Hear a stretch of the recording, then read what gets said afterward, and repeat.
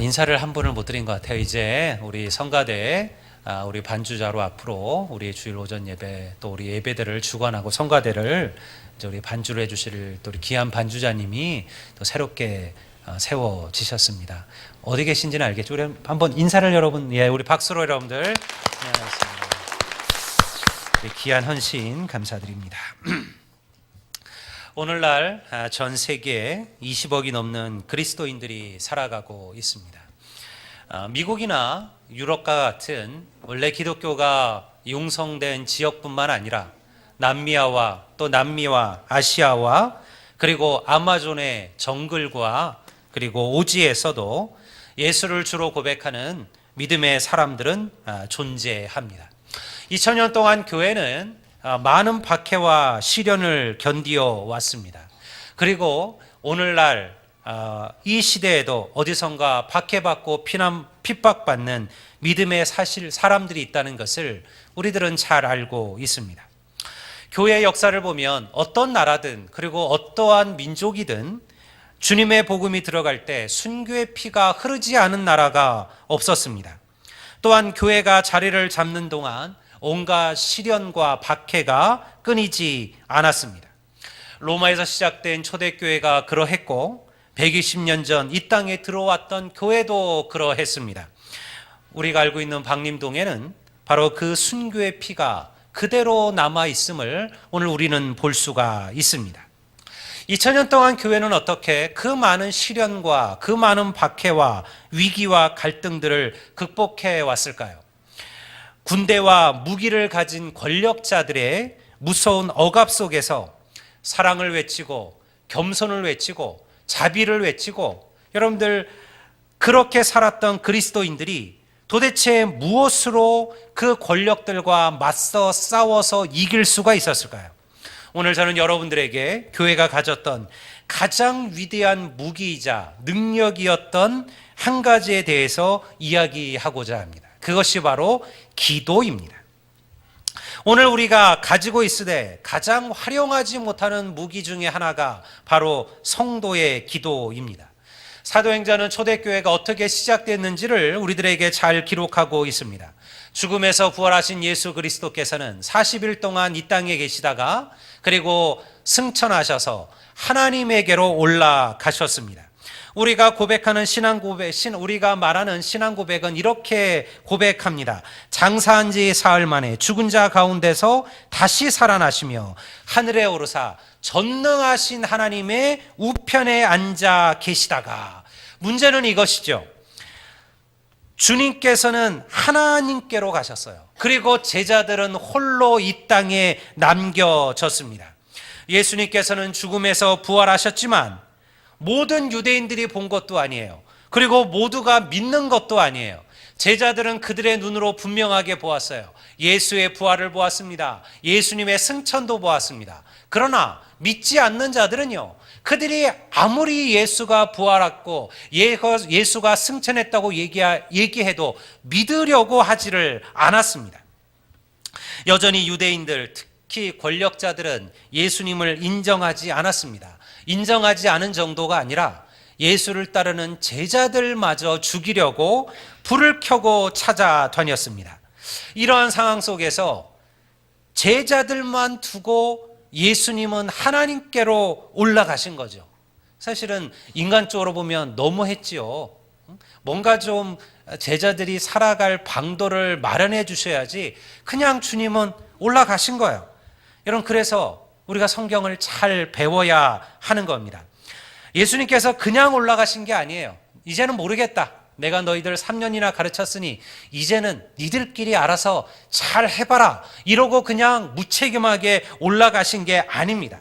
사도행전 1장 8절은 다음과 같이 기록하고 있습니다. 오직 성령이 너희에게 임하시면 너희가 권능을 받고 예루살렘과 온 유대와 사마리아와 땅끝까지 이르러 내 증인이 되리라. 만약 성령이 임하기만 한다면, 만약 너희가 성령을 받기만 한다면, 받을 수만 있다면 너희는 권능을 얻게 될 것이고 세상을 다니며 나의 증인이 될 것이다. 이 약속은요, 두 가지를 의미합니다.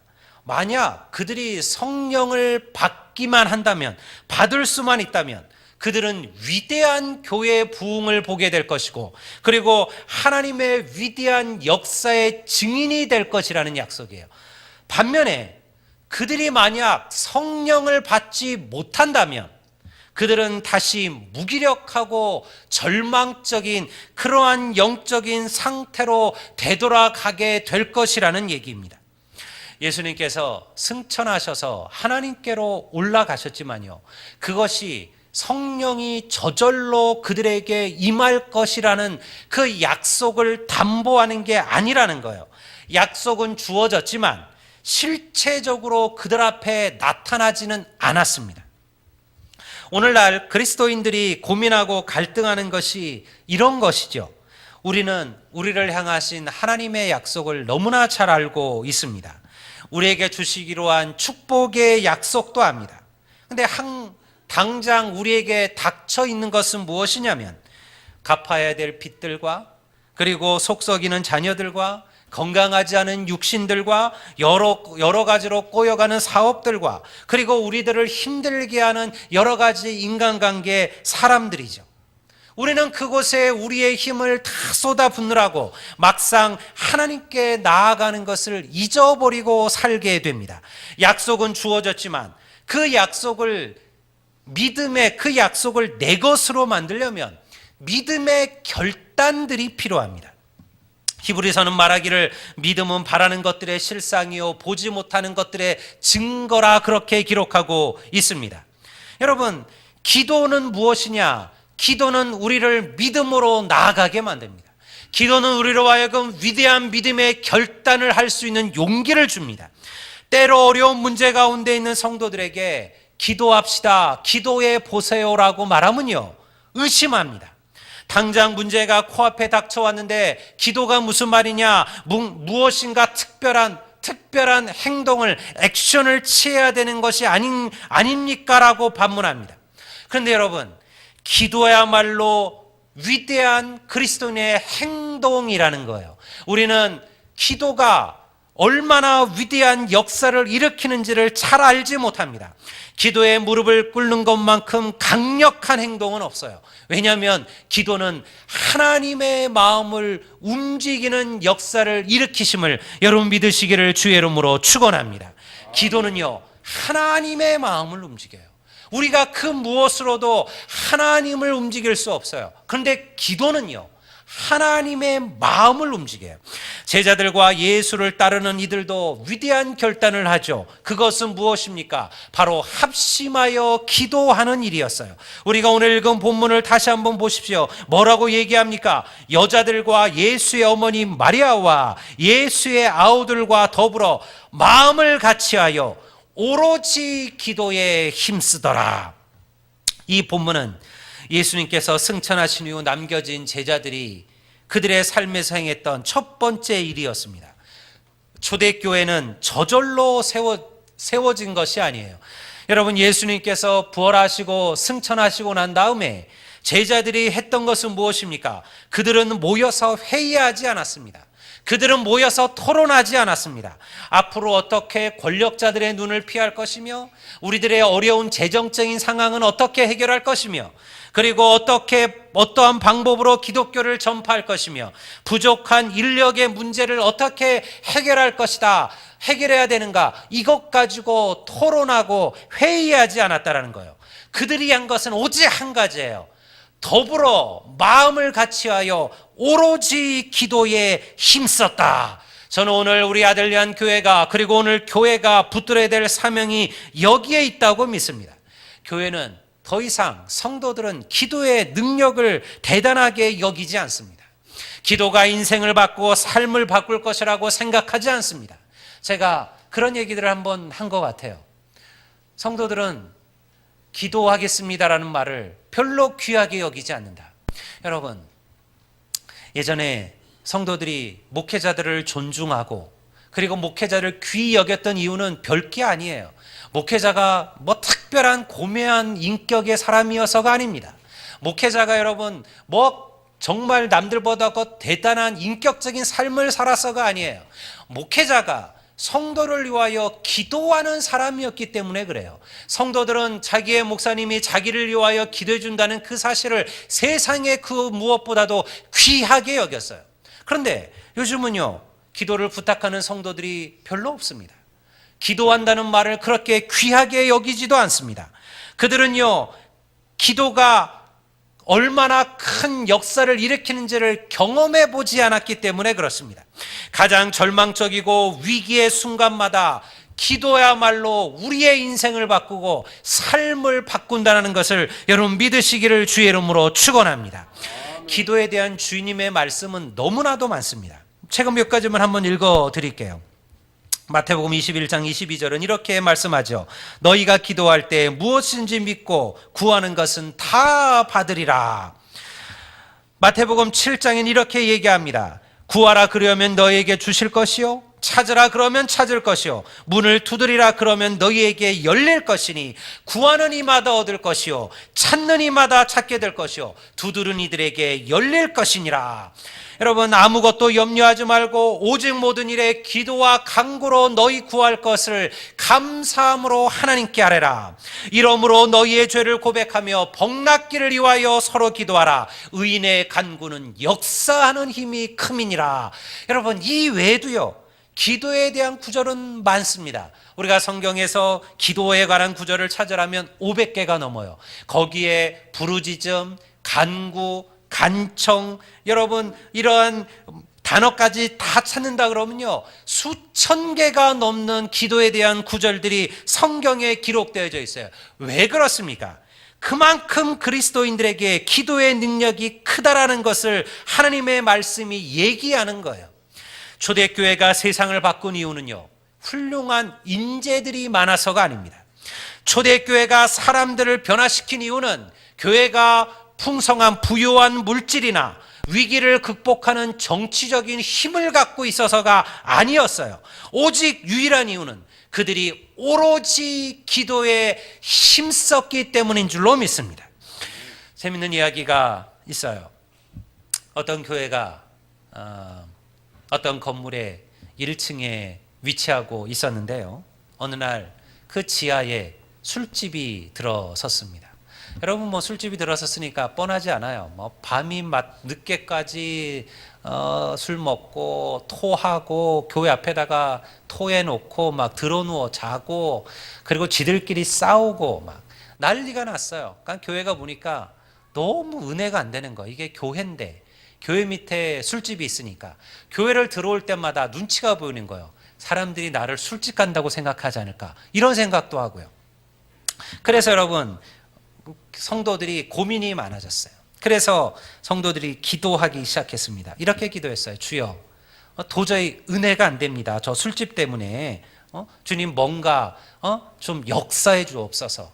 성령의 불이라도 내려서 저 술집을 태워주소서. 막 이렇게 기도를 한 거예요. 그런데 여러분, 정말 얼마 후에 술집에 불이 났어요. 사람은 안 죽었는데요, 그냥 깨끗하게 아내가 타버렸습니다. 여러분, 그런데 문제가 생겼습니다. 술집 주인이 교회를 고소했어요. 이유는 뭐냐면 교회가 기도해서 우리가 불났다는 거예요. 그래가지고 고소가 벌어졌어요. 성도들은 황당하지요. 아니, 우리가 가서 불 지른 것도 아닌데. 그래서 법정에서 난리가 났어요.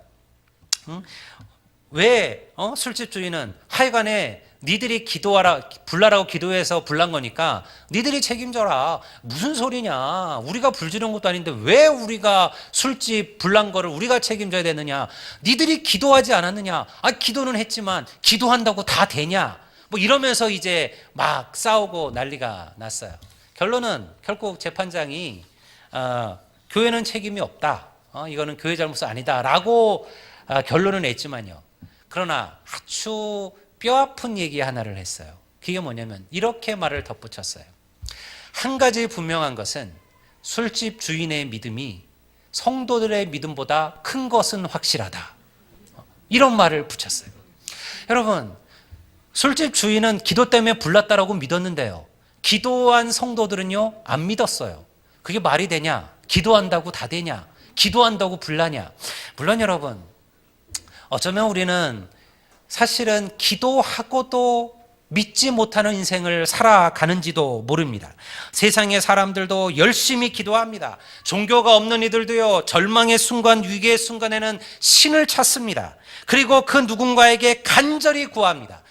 그런데 오히려 만왕의 주요 만왕의 왕이신 하나님을 우리의 아버지로 모시고 살아가는 그리스도인들은 기도하지 않는다는 거예요.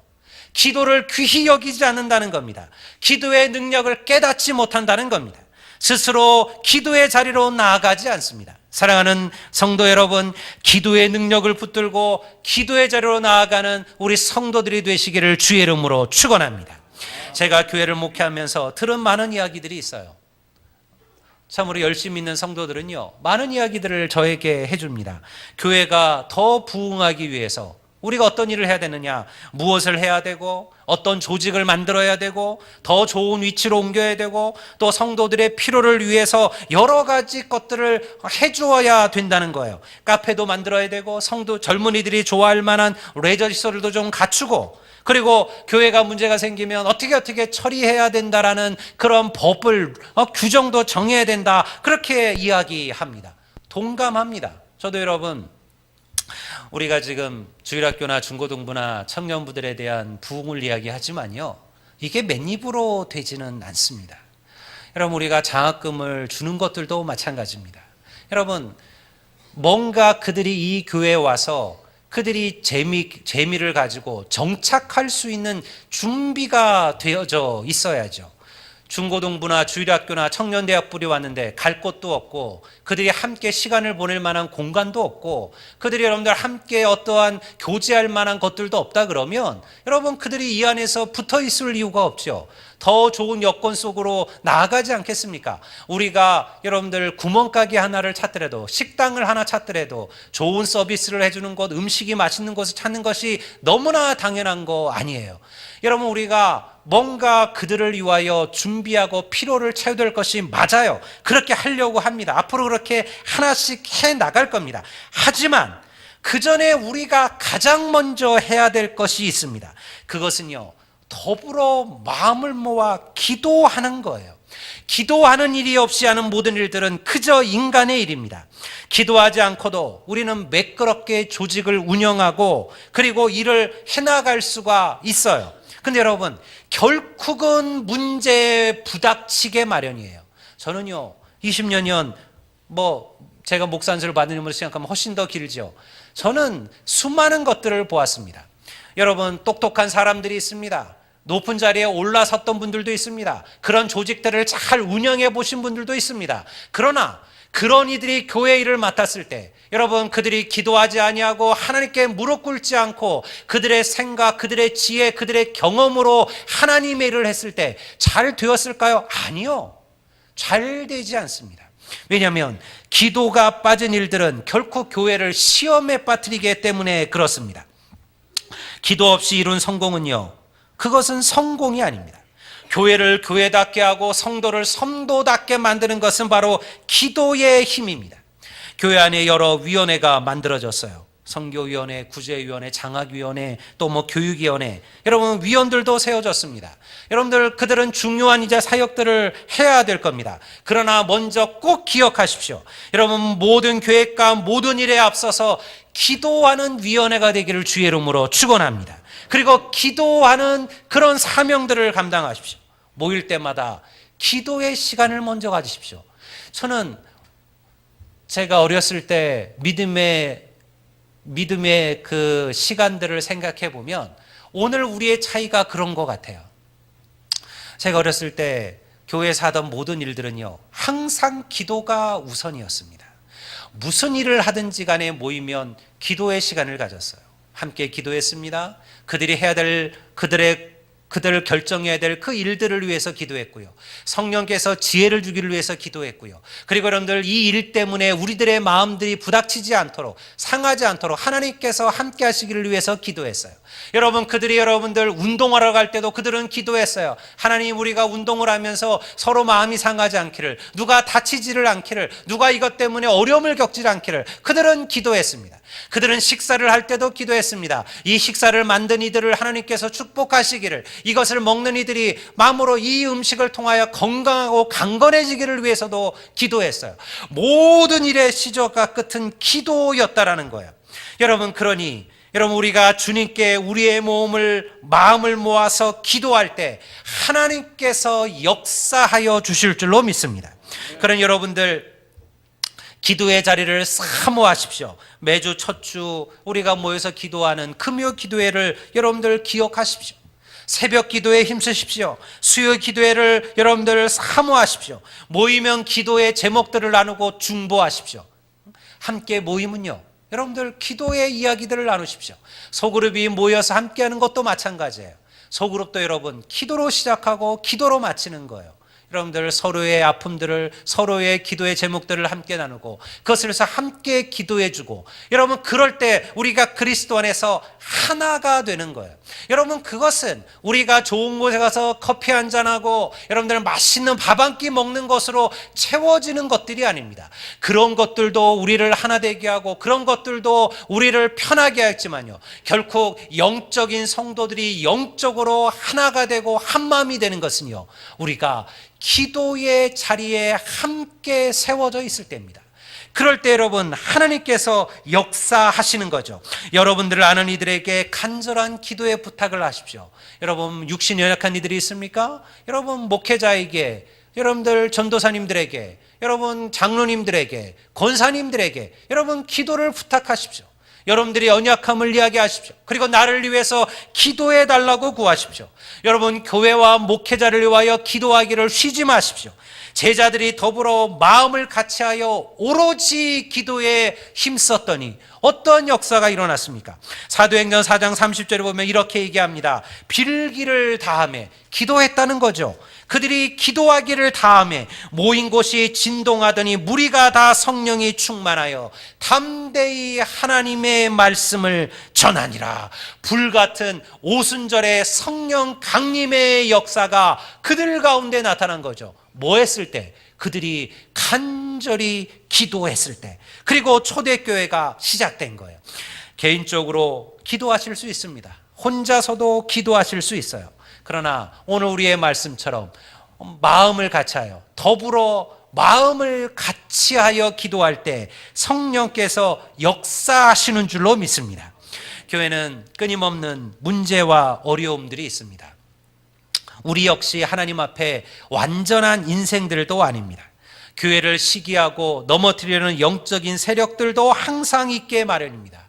우리 자신의 부족함과 연약함, 우리의 욕심 때문에 어려움을 겪기도 합니다. 하지만 사랑하는 성도 여러분, 우리가 마음을 같이 하시고, 그리고 더불어 함께 하시고, 그리고 오로지 기도에 힘쓰는 삶을 살아가신다면 하나님께서는 반드시 우리를 축복하시고 여러분의 가정과 여러분의 기업과 여러분들의 삶 속에 하나님이 약속하신 축복의 은혜를 내리실 줄로 믿습니다.